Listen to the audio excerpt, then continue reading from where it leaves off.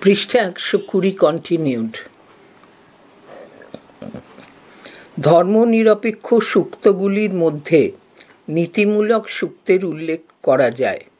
এর মধ্যে সর্বাপেক্ষা উল্লেখযোগ্য সূক্ত হল অক্ষ সূক্ত 10/34, অক্ষ ক্রীড়া সূক্ত, অক্ষ = দূত বা পাশা। এক হতভাগ্যের করুণ বিলাপ এই সূক্তের মূল বিষয়। অক্ষ ক্রীড়ার প্রতি দুর্নিবার আসক্তিবশত সে সর্বস্বান্ত হয়েও অক্ষ ক্রীড়ার আকর্ষণ ত্যাগ করতে পারেনি। পরিবারের সকলে এবং আত্মীয় স্বজন তাকে ত্যাগ করেছে, তাকে অপরের বাড়িতে রাত্রি যাপন করতে হয়। অবশেষে অনুতপ্ত জুয়ারি তার ভুল বুঝতে পেরে কৃষিকর্মে আত্মনিয়োগ করাকেই শ্রেয় মনে করেছে। তাই বলা হয়েছে, কোট, অক্ষৈর্মা দিব্যঃ কৃষিমিত কৃষস্ব বিত্তে রমস্ব বহু মন্যমানঃ, আনকোট। 10/34/13। হে কি তব, পাশা আর খেলো না, কৃষিকর্ম করো এবং আমার কথায় বিশ্বাস করে সেই ধন সম্পদকে নিয়ে আনন্দিত হও। আরেকটি বিখ্যাত ধর্মনিরপেক্ষ সূক্ত হল দশম মণ্ডলের বিবাহ বিষয়ক সূক্ত 10/85। এখানে সোমের সঙ্গে সূর্যকন্যা সূর্যার বিবাহ বর্ণনা করা হয়েছে। কিছু মন্ত্রে বিবাহের আচার আচরণ, আবার কিছু মন্ত্রে বিবাহিতা স্ত্রীর প্রতি উপদেশ বাক্য দেখা যায়। শেষ ঋকটিতে উচ্চারিত হয়েছে বর ও বধূর সম্মিলিত প্রার্থনা, কোট, সমঞ্জন্তু বিশ্বে দেবাঃ সমাপরিদায়নি নৌ সংমতরিষ্বা সং ধাতা সমু দেশত্রী দধাতু নৌ, আনকোট। 10/85/47। সব দেবতাগণ আমাদের হৃদয়কে মিলিত করে দিন। বায়ু ও ধাতা ও বাগদেবী আমাদের উভয়কে পরস্পর সংযুক্ত করুন। দশম মণ্ডলের 18 সংখ্যক সূক্তে অন্ত্যেষ্টিক্রিয়ার রীতিনীতি, 14 সংখ্যক সূক্তে অন্ত্যেষ্টিক্রিয়ার উচ্চার্য মন্ত্র ও পারলৌকিক সুখ, 15 সংখ্যক সূক্তে পিতৃলোক, 33 সংখ্যক সূক্তে আত্মীয়ের মৃত্যুজনিত দুঃখ বর্ণনা করা হয়েছে। এই মণ্ডলের 146 সংখ্যক সূক্তে অরণ্যানীর বর্ণনা বাস্তবোচিত ও কাব্যধর্মী। নারাশংসী এবং দান স্তুতি জাতীয় সূক্তগুলিকেও ধর্মনিরপেক্ষ সূক্ত বলা হয়। ধনী রাজন্যবর্গের যজ্ঞে ঋত্বিক হয়ে ঋষিরা প্রচুর দক্ষিণা লাভ করতেন। যজমানের দাক্ষিণ্যে সন্তুষ্ট হয়ে ঋষিরা সেই দানের যেমন প্রশংসা করতেন, তেমনি দাতারও প্রশংসা করতেন। দাতার স্তুতিমূলক সূক্তগুলিকে বলা হয় নারাশংসী, আর দানের প্রশংসাসূচক সূক্ত সমূহকে বলা হয় দান স্তুতি। দশম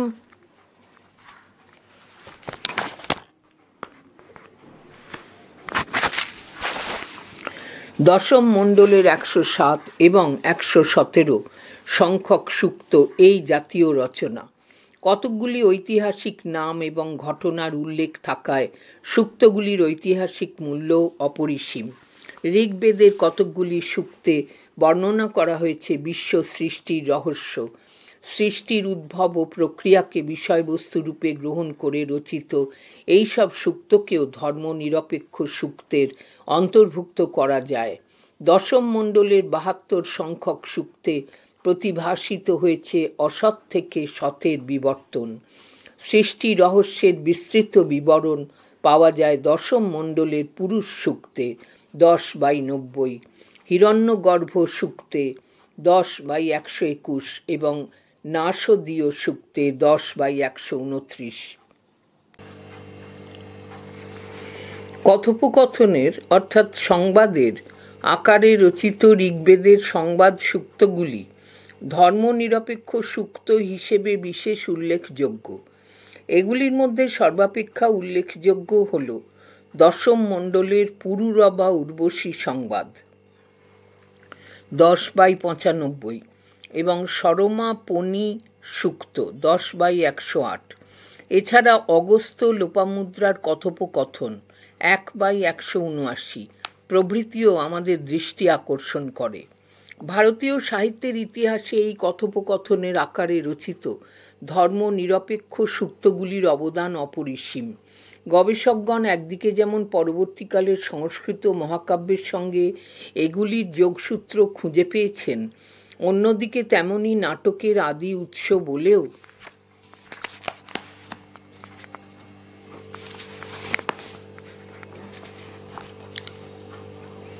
এগুলির ব্যাখ্যা করেছেন। ভিন্টারনিৎস এর মতে প্রাচীন গাথা জাতীয় রচনাগুলি মহাকাব্য এবং নাটক উভয় শ্রেণীর রচনারই উৎস। Quote, "This ancient ballad poetry is the source both of the epic and of the drama." History of Indian Literature, Volume 1, page 90। ঋগ্বেদের ধর্ম নিরপেক্ষ সূক্তগুলিতে কবিত্বের যে নিদর্শন আছে তা পরবর্তীকালের মহাকাব্য রচনার ক্ষেত্রকে প্রশস্ত করেছে বললে অত্যুক্তি হয় না। আর সংবাদ সূক্তগুলির মধ্যে যে নাট্য রচনার বীজ নিহিত আছে এ কথাও অনস্বীকার্য।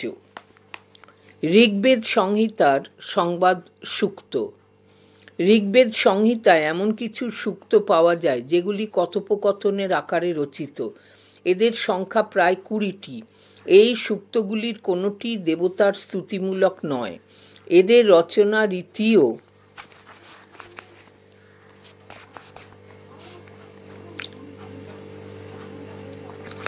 অন্যান্য সূক্ত অপেক্ষা স্বতন্ত্র। পারস্পরিক কথোপকথনের আকারে রচিত এই সূক্তগুলিকে সংবাদ সূক্ত, ডায়ালগ হিমস নামে অভিহিত করা হয়। ঋগ্বেদের সংবাদ সূক্তগুলির মধ্যে প্রথম মণ্ডলের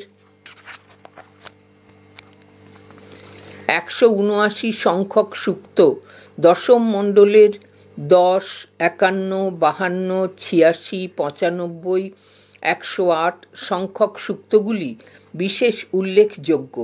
প্রথম মণ্ডলের 179 সংখ্যক সূক্তটি অগস্ত্য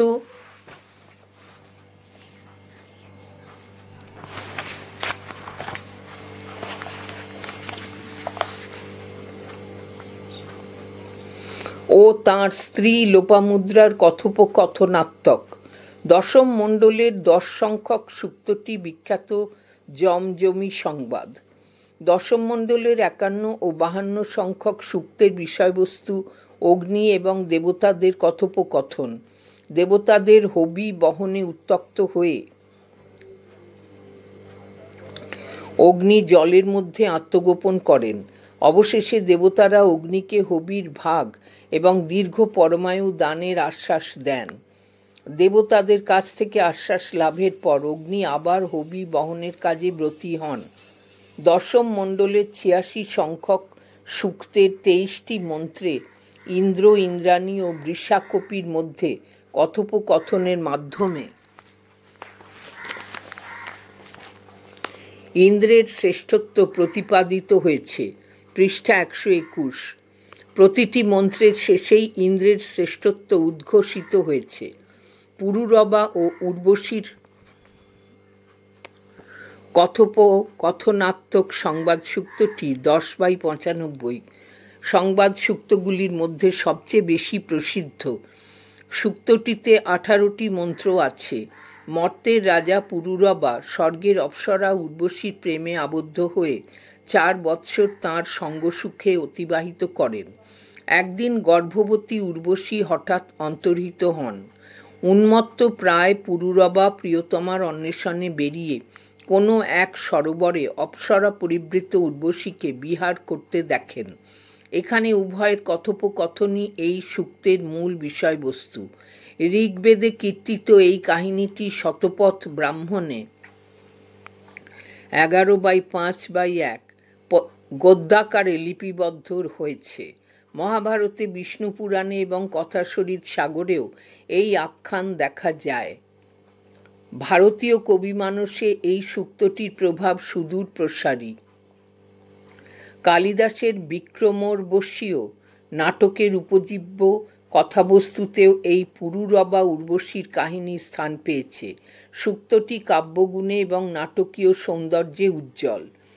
ঋগ্বেদ সংহিতার দশম মণ্ডলের 108 সংখ্যক সূক্ত সরমাপনী সংবাদ সূক্তের আরেকটি উৎকৃষ্ট নিদর্শন।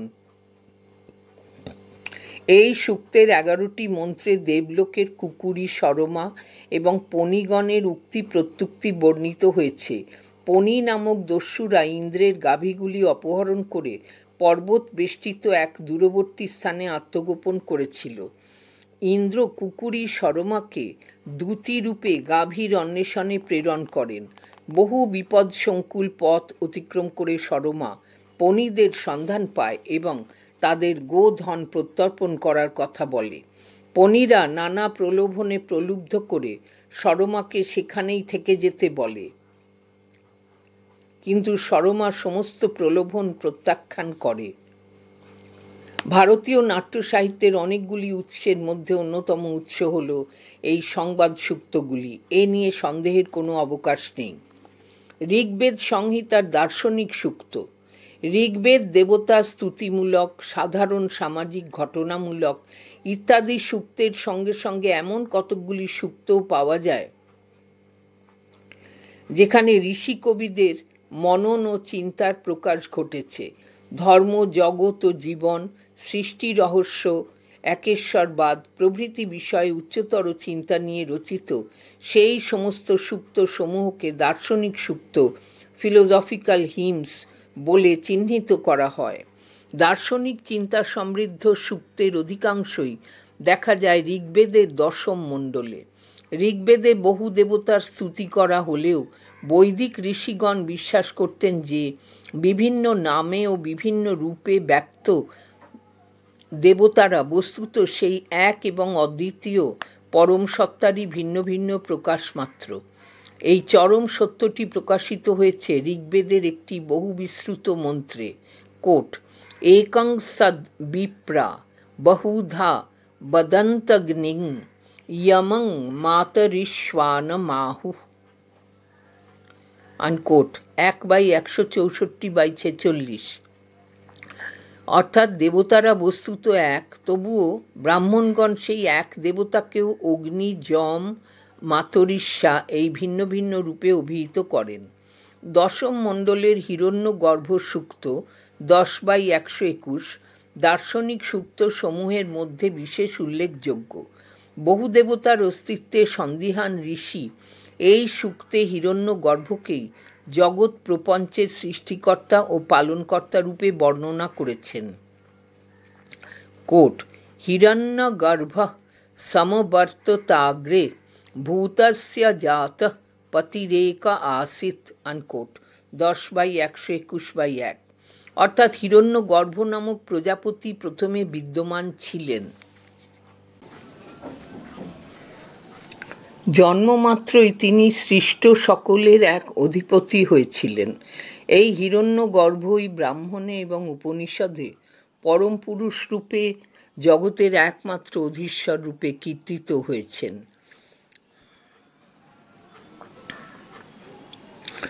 ঋগ্বেদের বহু আলোচিত দার্শনিক সূক্তগুলির মধ্যে অন্যতম হল পুরুষ সূক্ত 10/90। পুরুষ সূক্তে জগৎস্রষ্টার বিশ্বব্যাপী রূপের আভাস স্পষ্ট।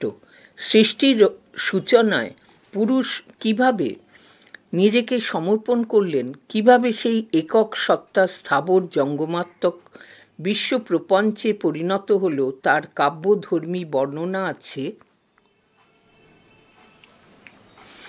এই সূক্তে।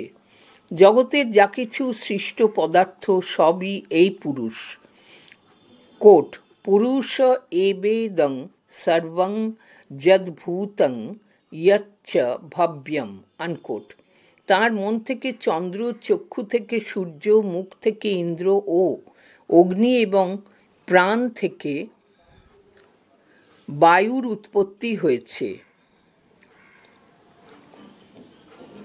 তিনি বিশ্বময় হয়েও বিশ্বাতীত। পুরুষ সূক্তের এই তত্ত্বই পরবর্তী উপনিষদে পল্লবিত হয়েছে। ঋগ্বেদের নাসদীয় সূক্তে 10/129 পরমাত্মার স্তুতি দেখা যায়। নাসৎ এই শব্দ দিয়ে সূক্তটির আরম্ভ বলে সূক্তটিকে নাসদীয় সূক্ত বলা হয়েছে। সূক্তটিতে বৈদিক ঋষিদের সৃষ্টি বিষয়ক ধ্যান ধারণা প্রতিফলিত হয়েছে। সৃষ্টির পূর্বে পরমাত্মার অস্তিত্ব প্রকাশিত হয়েছে এই মন্ত্রে। কোট, ন মৃত্যুরাসিদমৃতং ন তর্হি ন রাত্রা অহ্ন আসিত প্রকেতঃ আনিদবাতং স্বধায়া তদেকং তস্মদ্ধান্যন্ন পরঃ কিঞ্চনাস। আনকোট। 10/129/2। অর্থাৎ সেই প্রলয়কালে মৃত্যুতত্ত্বও ছিল না, অমৃততত্ত্বও ছিল না। রাত্রি দিনের কোনো ভেদাত্মক চিহ্ন ছিল না। একমাত্র সেই ব্রহ্মতত্ত্ব বায়ুর অভাবেও নিজের ইচ্ছা শক্তির দ্বারা শ্বাস প্রশ্বাস নিত। দেখা যায় যে ওই এক ব্রহ্মতত্ত্ব ছাড়া অন্য কিছুই ছিল না। অথবা বৈদিক ঋষির অনুভূতিতে ফুটে উঠেছে সর্বব্যাপী এক মহাশূন্যতার চিত্র। কোট, নাসদাসিন্নো সদাসিত্তদানিং নাসিদ রজো নো বোমা পরো ইয়ৎ কিমা বরীবঃ কুহ কস্য শর্মন্নম্ভ কিমাসিদ গহনং গভীরম। আনকোট। 10/129/1। সেই প্রলয়কালে অভাবও ছিল না, ভাবও ছিল না, নাম রূপাত্মক অবস্থাও ছিল না, অন্তরিক্ষ ছিল না, ছিল না আকাশ। তাহলে আবরক তত্ত্ব কি ছিল? আবরণীয় তত্ত্বকে কে রক্ষা করেছিল? অপার অগাধ জল কি সে সময় ছিল? এইভাবে পৃথিবীর এক অব্যক্ত অবস্থা ধরা পড়েছিল ঋষির অনুভূতিতে। প্রকৃতির যে সৌন্দর্যকে ঋষিরা দেবতা জ্ঞানে পূজা করতেন তা কার্য মাত্র। বৈদিক ঋষিরা চিরকাল সৃষ্টির রহস্য জানার জন্য ব্যাকুল হয়েছেন। ক্রমে সত্য দর্শনের দ্বারা তাঁদের অন্তরে উদ্ভাসিত হয়েছে অসৎ থেকে সতের উৎপত্তির রহস্য। নাসদীয় সূক্তে সেই তত্ত্বোপলব্ধি প্রকাশিত হয়েছে। ঋগ্বেদের দার্শনিক সূক্তের মধ্যে কোথাও বহু দেবতার স্তুতি, আবার কোথাও একেশ্বরের স্তুতি দেখা যায়। এতে অনেক আধুনিক গবেষক মনে করেন যে এটি ঋগ্বেদের বহু দেবতার অন্তরালে এক দেবতাবাদের অস্তিত্ব নিশ্চিত করার প্রচেষ্টা। সামবেদ সংহিতা। সাম শব্দের অর্থ গান বা গীতি। সুর সংযোগে ঋক মন্ত্রে গান করা হলেই তাকে সামমন্ত্র বলা হয়। ঋগ্বেদের পাদবদ্ধ ছন্দগুলিতে সুর সংযোগ করলেই তা সামে পরিণত হয়। সায়নাচার্য বলেছেন, কোট, গীতি রূপা মন্ত্রাঃ সামানি। আনকোট। সামবেদে মোট 1810টি মন্ত্র আছে। এর মধ্যে 75টি মন্ত্র বাদ দিয়ে বাকি মন্ত্রগুলি সব ঋগ্বেদের। অনেকের মতে সামবেদের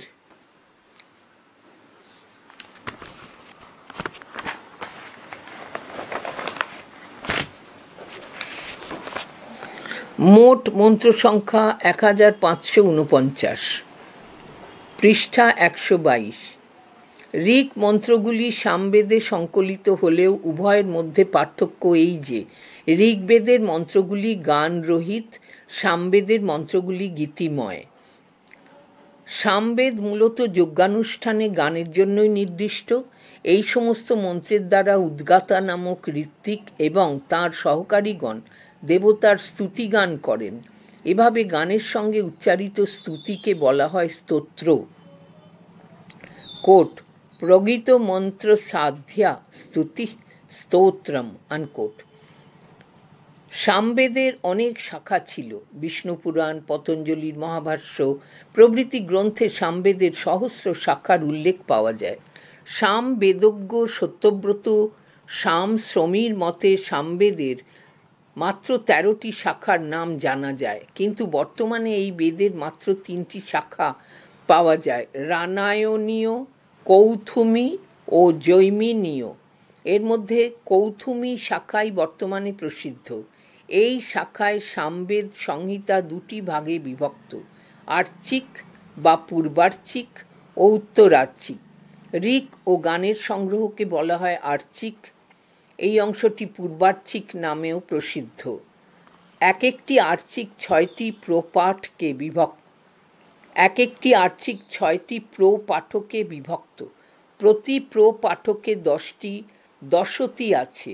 প্রতি দশতীতে 10টি করে মন্ত্র আছে। কেবল ষষ্ঠ দশতীতে 9টি মন্ত্র আছে। উত্তরার্চিক নামক দ্বিতীয় খণ্ডে আছে 21টি অধ্যায় এবং 400 সাম। প্রতিটি সামে আছে 3টি করে ঋক এবং প্রতিটি ঋকে আছে ঋগ্বেদের 3টি করে পদ। তবে কোনো কোনো ঋকে আবার 3-এর অধিক পদেরও সন্নিবেশ দেখা যায়। উত্তরার্চিকের মন্ত্রগুলি প্রধান প্রধান যাগের পারম্পর্যানুসারে সাজানো হয়েছে, যেমন দশরাত্র, সংবৎসর, একাহ, অহিন, সত্র, প্রায়শ্চিত্ত এবং ক্ষুদ্র। আর্চিকের সঙ্গে যুক্ত সামগানের 4টি গ্রন্থ পাওয়া যায়: গ্রাম গেয় গান, অরণ্য গেয় গান, উহ গান ও উজ্জ গান। গ্রামে যেসব সামগান গাওয়া হতো সেগুলিকে বলা হয় গ্রাম গেয় গান। যেসব গান গ্রামে নিষিদ্ধ কিন্তু অরণ্যে নিভৃতে গুরুর কাছে শিক্ষা করতে হতো সেগুলির নাম অরণ্য গেয় গান। যজ্ঞে সামগানের যে ক্রম অনুসরণ করতে হয় তার নির্দেশ আছে উহ এবং উজ্জ নামক গ্রন্থ দুটিতে। উহে আছে গ্রাম গেয় গানের ক্রম আর উজ্জে আছে অরণ্য গেয় গানের নির্দেশ। যজ্ঞ কর্ম সম্পাদনের উদ্দেশ্যেই সামবেদ পৃথকভাবে সংকলিত হয়েছিল। গানের মাধ্যমে দেবতাকে আহ্বান করার উদ্দেশ্যেই সামবেদের মন্ত্রগুলি ব্যবহৃত হতো। এই বেদে কেবল দেব স্তুতিমূলক মন্ত্রগুলি সংকলিত হয়েছে। সামবেদের সপ্তস্বরই পরবর্তীকালে ভারতীয় মার্গসঙ্গীতে ষড়জ, ঋষভ, গান্ধার, মধ্যম, পঞ্চম, ধৈবত ও নিষাদ নামক সপ্তসুরে পরিণত হয়েছে। সুতরাং সামগানই যে ভারতীয় সঙ্গীতশাস্ত্রের উৎস, এ নিয়ে কোনো সন্দেহ নেই।